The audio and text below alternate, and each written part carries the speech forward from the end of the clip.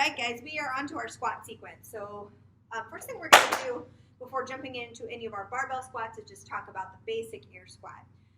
So for this, we're going to take our feet outside of our shoulders. We're going to angle our toes out slightly, okay? And the reason we angle out our toes is to make sure our knees drive out in the direction that our toes are facing. This is very important. If they were forward, then what tends to happen is those knees cave in. You can tell just by looking at this position, it doesn't look very safe. It's going to put a lot of extra pressure in those knee joints and our ankle joints as well. Whenever we initiate the squatting movement, we want to make sure that we are leading with our hips versus our knees. I'm going to show you a bad one to start with, leading with those knees. And I really want you to focus on what happens at my knees and my ankles. So here we go, leading with my knees.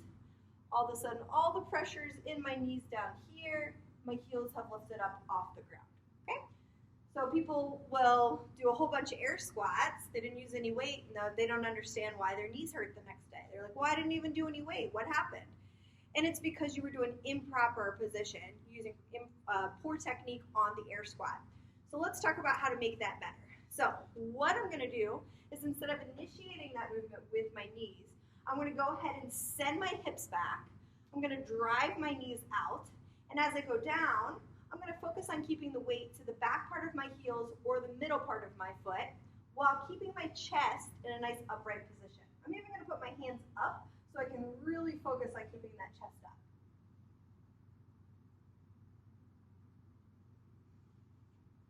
Okay? Let's talk about that again from the front side. Hips go back. Use your inner thighs to drive open your knees, and then go as low as your body allows you to go, keeping that chest in an upright position, and then you're going to drive through those heels and squeeze your butt to the top. This is going to be much safer on those knee joints, much safer on those ankle joints. Now, the key, or the goal, is to eventually get below parallel, which means that the hip crease is below the top part of your knee at the bottom of the squat. If you were in a CrossFit competition and you did not hit this position, they would say no rep. However, as a beginner CrossFitter, we have no interest in no repping you. We want you guys to achieve the full mobility that you currently are capable of, but we don't want you to force something that's not there. Hopefully over time, as you start to squat more and get more involved in our warm-ups and mobility, you'll see your squat depth improve over time, okay? So if that's the case and you can't quite get to that full below parallel position, that's okay. Just go as low as your body allows. We're going to go ahead and translate this air squat positioning to our front squat. So when we set up for the front squat, hips are just outside those shoulders, toes are angled out. Now let's talk about our hands. For the front squat, you're going to put 2 fingers over the top of the bar and 1 thumb underneath. You're going to put the barbell underneath your chin, and then I'm going to roll my elbows up to the sky so that the bottom part of my arms are parallel to the floor. Okay? The bar is in my fingertips, as so. So it's not down here, but rather roll it into the back part of my fingertips with those elbows lifted. Okay. We're going to try and maintain that lifted elbow position the whole front squat. I'm going to show you first with the PVC pipe, and then we'll talk about how to take it from the barbell rack. So I'm here, elbows lifted. I'm going to go ahead and send my hips back, drive my knees wide. I'm going to try and maintain this nice lifted position the whole way, drive through my heels and stand up to the top. That's your front squat, okay? Now, you may be asked to do that in the conditioning or cardio portion of our workout. If that's the case, you're going to clean it up from the floor, get it into that position, and do the designated weight of the workout. Sometimes, though, it may be in our strength portion, which is our isolated weightlifting part where we're not getting our cardio up. And that's where you're going to take it from a barbell rack. We're going to follow that same positioning, 3-finger grip, but we're going to take it from the rack. Now, I have this already set to my height, but we do want to show you how to get it set to that position. These are J cups. They're shaped like a J, as so. And you want to set it so that your shoulders are a couple inches above the bottom part of the J cup. What we don't want to see is your shoulders go below it. Otherwise, that'll be too high and you'll end up having to tippy-toe to grab the weight off the bar, and that's not going to be ideal, especially when we're trying to get heavy weights off for a front squat or a back squat or whatever it may be, okay? So shoulders just a couple inches above the J cup. Go ahead and add that barbell to the J cups. And then when we take the bar off the rack, we want to do it with intention. So if we walk up there kind of sloppy and worry about fixing our form after we've taken it off the rack, then what's going to happen is that we're going to feel the full weight of the bar. So we want to get our body as tight as possible from the get-go. So what I'm going to do is either walk up with a lunge position here, or you can even go from a squatting position here. But either way, we're going to get tight. So I'm going to get my arms tight, I'm going to get my back tight, and I'm going to engage my core. If you watched the pressing video, we talked about how to really engage that core properly. So when you engage your core, it doesn't mean hold your breath. In fact, if you hold your breath during a heavy front squat, you might pass out at the bottom. So we don't want you to do that. We want you to take your breath and push it down into the bottom part of our stomach or into that bottom part of our diaphragm. So right now my core is engaged, but I'm certainly not holding my breath and I'm still able to talk. I've just got a core as tight as possible. It's almost if someone was going to come punch you and you tighten up your stomach, that's what it feels like, okay? So I've got my 3-finger grip, 2 fingers over the top, 1 thumb underneath. I'm going to go ahead and start with a lunge position to get it through. I'm going to lift my elbows so that the barbell is on my shoulders. I'm going to engage my core right from the get-go. I'm going to stand up, take 2 steps back. I'm going to screw those heels in and then keep my body as tight as possible. And then from here, I'll go ahead and initiate the squat. Hips go back, knees go wide. Try and keep those elbows lifted, getting as low as I can, and then driving my through my heels as I squeeze my butt at the top. From here, I need to walk my barbell back in. Common mistake that people make is they'll go up and they'll try and go one side at a time, then they end up missing the rack as so. So what we want to do is keep a laser focus on the wall in front of us and just walk it straight back in. It's going to hit those J-cups and then you lower down. And that's going to keep you safely racking your heavy weight that you may be doing on the front squat. Okay? All right, so that's a front squat. That racking position is going to translate to our back squat and our overhead squat as well, which we're going to talk about next. So for the back squat, I'm going to go back to our PVC. We're going to take that barbell and place it on our back. Okay? Now, if I'm here just kind of sloppily putting it on, what tends to happen is it rests right on that big vertebrae on the back of my neck. We don't want it there. We actually want it to go a little bit lower, but we got to make sure that we have the right grip width on the back squat first. So we don't want to be too wide because this is not going to allow me to really tighten my back. I don't want to be too narrow because it's not going to really allow me to put it on my back at all. It's going to end up rolling onto my neck. So you want to be somewhere in between. And then you're going to roll that barbell down to the meaty part of your traps and squeeze those meaty traps together. Okay? So we're here versus here versus here versus here. We are mid, rolled down a couple inches, squeezing the meaty part of our traps there. Okay? And then once you have that into position, we're going to engage our core. And then we're going to focus on sending those hips back, driving those knees wide, squatting low, trying to keep our chest up, driving through those heels, and then squeezing our butt to the top. Same thing with the back squat. We're going to get tight with intention before removing it from the rack.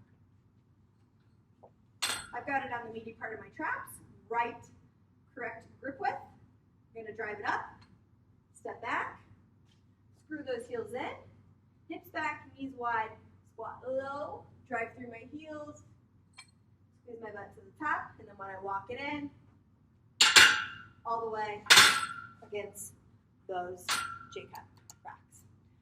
Okay, the next thing we're going to cover is a thruster. So a thruster is a combination of a front squat with a press. Okay, this is also something that you'll see either in the WOD, of which you would clean it up first, or sometimes we do occasionally take it from the rack in our strength portion. So when we do this, you're going to take the concept of that front squat, but instead of using our 3-finger grip, we're actually going to use a full grip that we would use similar to our presses. And then you're going to take that front squat into a press overhead. So, as so, I'll show you here. I've got my full grip on the bar. Okay, now I don't have my elbows all the way lifted like I would for a front squat.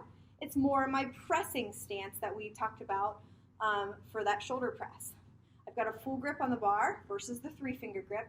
However, I do have the same stance for the front squat. So I'm in that squat stance versus my normal standing position that I use on the presses. Squat stance, however, grip from the presses. I'm going to go ahead and send those hips back, drive those knees wide, squat down like I would for a front squat. I'm going to drive out of my heels, and when I come up, I'm going to force that barbell overhead. Okay? I'm going to show you one from the rack here. Now, a key thing to keep in mind is that we are using that squat to help us gain power, but we don't want to just stop with the squat. Once you start to drive up out of the squat, continue that explosion on through your shoulders and make it a super aggressive press overhead into our final overhead position.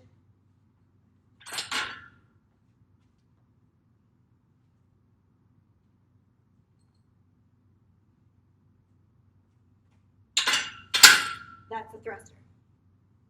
Okay, we've got one more squatting motion to talk about, and this one is probably the most challenging. Not necessarily from a technical standpoint, but really from a flexibility standpoint. And a lot of times as we come in beginners, we haven't really quite developed the shoulder flexibility or the hip flexibility that we need to properly do an overhead squat. So let's talk about an overhead squat. I'm gonna grab a PVC pipe. And if you guys do have access to a barbell, or even when you're doing these in the regular CrossFit classes, I recommend just using a PVC pipe for several weeks. Forcing yourself to do an overhead squat with an empty barbell even is going to just really develop a lot of bad muscle memory, and it can hurt. You can hurt yourself if you get yourself in an improper position, even with a light weight for an overhead squat. So what do we do first? We get ourselves into that squat stance, feet just outside of our shoulders, toes angled out. Now, as far as our grip goes, it's going to be a wide grip. So if you guys watched the snatch video, it's that same snatch grip, going along your hip crease, or along your top part of your hips there, going along that belt loop if you were wearing jeans. We're not using a hook grip though, like we did with the snatch. We're just using a regular grip with our thumbs outside of our fingers. I'm going to go ahead and place this bar on my back, similar to what I did with the back squat. And I'm going to go ahead and squeeze my shoulder blades together with a nice tall posture, similar to what I did with the back squat. The reason, this is just going to help me keep my back engaged, to help me drive the bar overhead. And then also, before I press that bar overhead, I want to engage my core, just like we talked about with all the other movements. I'm going to go ahead and dip with my legs and then drive this bar to an overhead position. Dip, drive. Okay? Now, with this, the bar should be just behind your head as you're driving up on the bar, as so. Okay? Now, what we don't want to see, if you're super flexible, then you may be all the way back here. Okay, we're not back here. You want it to be just behind your head, and you really want to be pushing up on that bar. Okay? Now, we don't want to see an exaggerated active shoulder. Okay, what we want to see is your shoulders away from your ears, but those shoulder blades squeezing together. So this isn't right. This is where we want to be. So I've got my shoulder blades squeezed together, but I've still got nice tight arms as I'm driving up on the bar with an open elbow. One thing to kind of think about is maybe think about taking that barbell and pretend that you're ripping it in half as well to try and engage that tightness. Then once you have that barbell in that tight overhead position, then we're going to initiate the squat. Now, we've talked over and over about how to send those hips back, drive those knees wide, but it is absolutely essential for an overhead squat. If you don't do that, then you're going to drop the bar forward overhead. So let me show you what it looks like at a good rep, and then I'll show you a bad rep. Okay, let's see here. Let's get this stuff out of the way.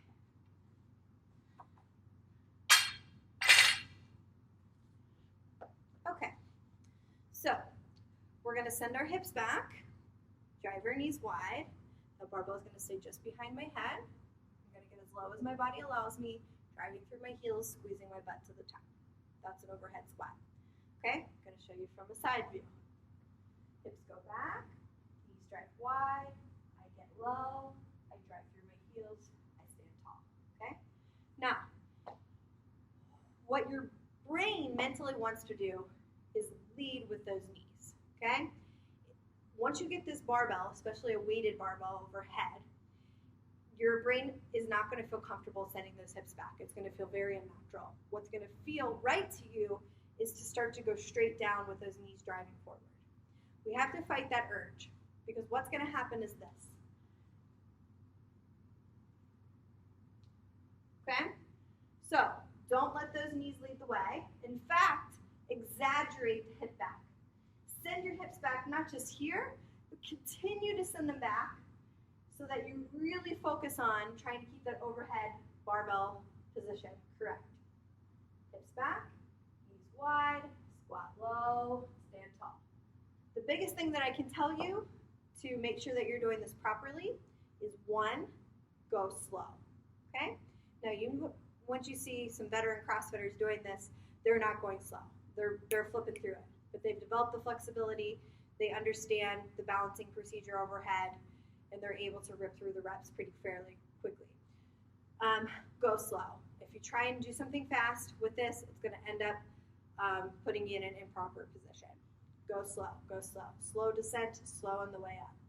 And then again, make intention to lead the squat with your hips versus the knees, and even exaggerate the hip backwards if you need to make sure that you keep that barbell in the overhead position as you start to descend down from the overhead squat. Okay, so that concludes our squat sequence. Air squat, front squat, back squat, overhead squat, and thruster.